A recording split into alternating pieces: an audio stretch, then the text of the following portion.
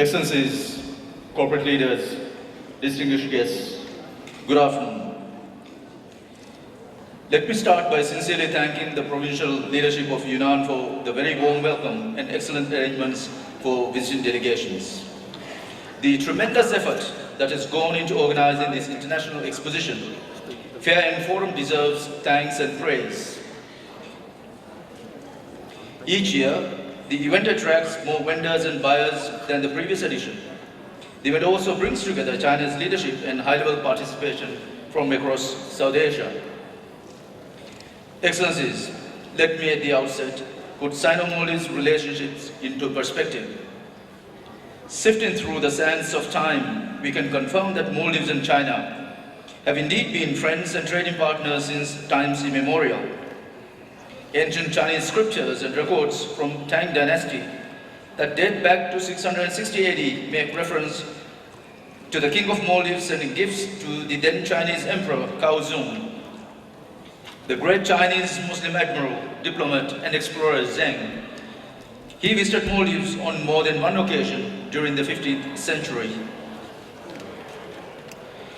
In the contemporary post-independence history of the Maldives, China has played a pivotal role in our socio-economic development. On the 26th of next month, the Maldivian people celebrate 50 years as an independent sovereign nation-state. From being among the most poorest and impoverished countries in the world at the time of independence, we can proudly proclaim today that we have graduated from the list of UN least developed countries to that of a middle-income country. Our development statistics continue to be amongst the best in the region. Multilateral agencies confirm that we can expect continued and sustained growth in times ahead. The tremendous support and assistance of our bilateral partners, including China, played a pivotal role in our contemporary development. As we look forward to the future with immense confidence and satisfaction, we are eager to further cement our ties with our sincere and trusted friends like China and India.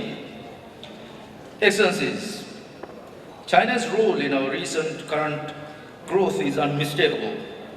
Chinese holidaymakers account for over a third of annual tourist arrivals in Maldives. It is also among the highest value and fastest growing markets, with a staggering 92% of visitors coming to our serene shores.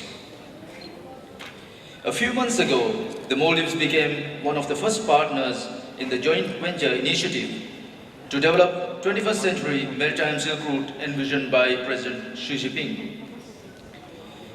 We also took our place this year among the founders of the Asian Infrastructure Investment Bank, AIIB, which will, in the near future, address the real and urgent need for capital and infrastructure investment across the developing world.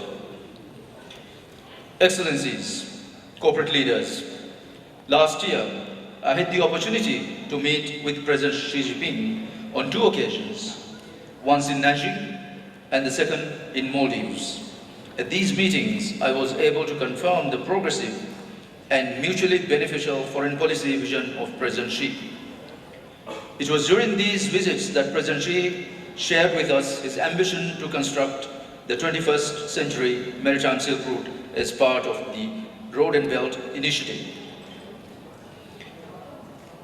The result of these fruitful interactions was the establishment of the future-oriented, all-round friendly and cooperative partnership between our two countries, which has brought vitality to our bilateral and developmental ties. Sino-Maldives relations are today at an all-time high. Since the exchange of leadership visits in 2014, we have established a joint committee on trade and economic cooperation, as well as a joint mechanism on cooperation in fisheries.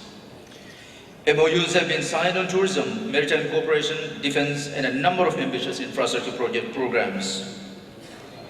Excellencies, I have always believed that economics, but not politics, present us with the pragmatic solutions needed to overcome our current developmental challenges. My people voted me into office in November 2013 with a clear mandate to transform the country's economic fortunes.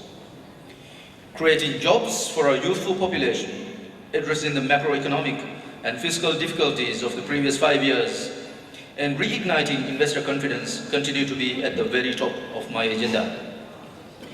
What was unmistakable was that our quest to scale further heights in development could not be attained without an immediate and extensive improvement in infrastructure. China, as a close friend and trusted partner, has, through the visionary policies of President Xi Jinping, presented to the Maldives and its South Asian neighbors the golden opportunity of infrastructure development.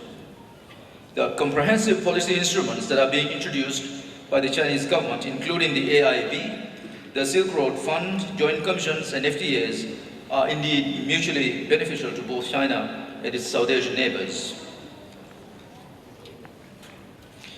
Excellencies, the new millennium ushered in the century of Asia. No country in this great continent showcases the industry, the potential, the vision, and the courage of the people more so than China. Transcending from the outdated geopolitics of suspicion and imperialism, China has presented to the world a clear vision of win-win cooperation based on trust, sincerity, support, and inclusiveness. The initiative to jointly build the Belt and Road, embracing the trend towards a multipolar world, economic globalization, cultural diversity, and greater IT application, is designed to uphold the global free trade regime and open world economy in the spirit of regional cooperation. The Belt and Road Initiative culminates from the understanding that China's economy, which is the largest in the world, is connected with that of the rest of the world. The initiative acknowledges that the already rapid growth of the Chinese economy can only be sustained through the opening up of and deeper integration with the world economic system.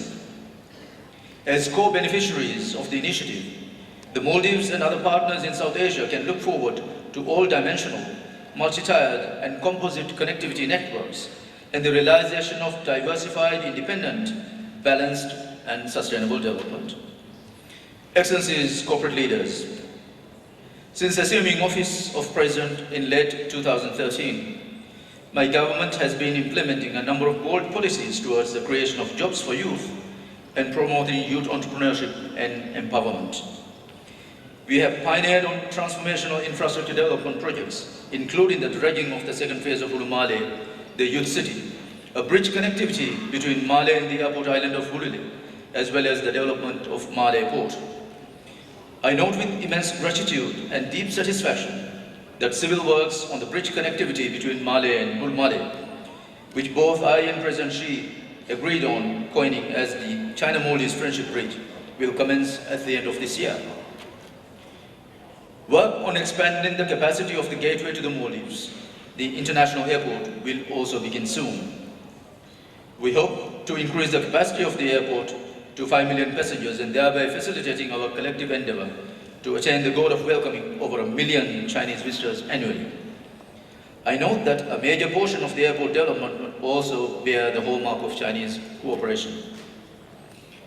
Other key development projects, including the longest road in the country and an ambitious social housing program, are being undertaken by the Chinese contractors and with Chinese financing. An ambitious project to address our future energy needs up to 2050 is also in its planning stages by Chinese enterprise. The outlook is bright for the Maldives. Investor confidence in the country is today at an unprecedented and previously unattained level. We are implementing a number of strategic measures to entice major investors to the Maldives, including some of China's largest overseas contractors and investors. We have recently passed a Special Economic Zones Act, which gives new incentives for large-scale investment projects. Excellencies, in April 2014, Maldives held its first International Investment Forum in Singapore, where we launched 5 mega projects of strategic importance. I'm pleased that 1 year on, work on all of these projects are underway and at various stages of progress. As can be seen, several of these projects are benefiting from Chinese support and assistance. After the resounding success of the first International Investment Forum in Singapore, we are now planning to hold a second edition, the second one in Beijing this year. We hope to promote our future development projects while tapping into the vast trade and investment potential offered to South Asia by the Chinese government.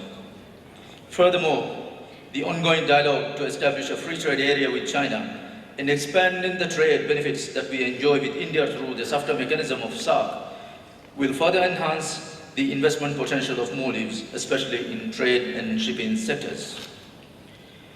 Excellencies, President Xi, during his historic state visit to the Maldives in September last year, invited the Maldives to journey with China on the high-speed bullet train to progress and prosperity.